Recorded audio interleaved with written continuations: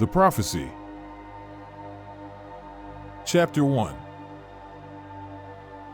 Scuttling along the dry and thirsty riverbed, a lone scorpion hurries, desperately looking for shade. Suddenly, it stops and raises its pincers and tail aggressively as it spots a small worm-like creature wriggling itself into a hole in the ground. Cautiously, making its way towards the worm, the scorpion opens its razor-like pincers, ready to strike at its potential meal. The scorpion stops again and leaps at the worm with the speed of a dart. Whoosh! It disappeared. The worm escaped down the hole.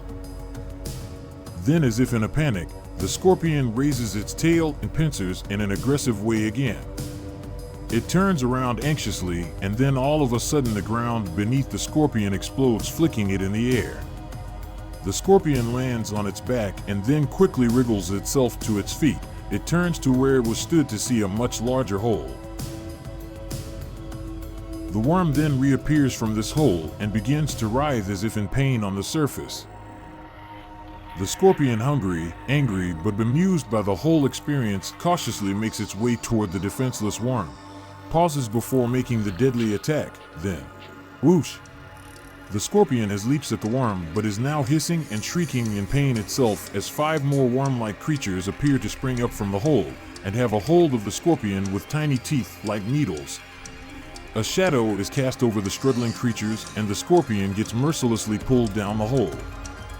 This shadow was also created by a group of predators out on the hunt. These predators, though, were a group of men making their way home after an unsuccessful night's hunting.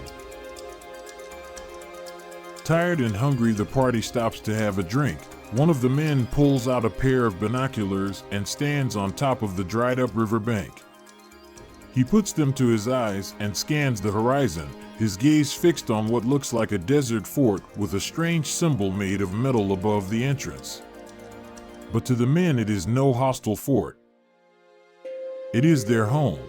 It is their commune. Staring at the desert commune, a man staring through a pair of binoculars speaks with a worried voice to his companions. "Damn," says the man looking through the binoculars. "What's wrong, Stephen?" replies a tall, dark-skinned, shaven-headed man who then passes the water to somebody else. Stephen pulls the binoculars down to his chest and looks to the ground in disappointment. "They're waiting," replies Stephen. "Humph! Odo must have told them we didn't catch anything again," says a long-haired and muscular man. He stands up from the ground and brushes the dust and sand off of himself, then takes the binoculars off of Stephen, takes a look at the horizon, and passes them back to Stephen. "Well, we best get home. No point keeping them waiting, even if we didn't catch anything." The men pick themselves up and climb the embankment and set off to their commune. Daniel catches up with Stephen and quietly asks him, "Did you see Paula stood at the gates?"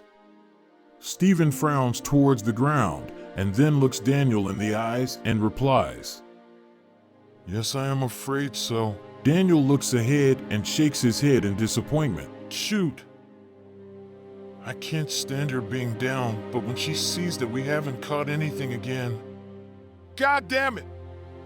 Stephen places his hand on Daniel's shoulder and says, "Well, it is best that you put on a brave face, my friend, as your wife is not the only one waiting for you." "You mean, oh no, Michael?" Stephen replies with shock and concern in his voice.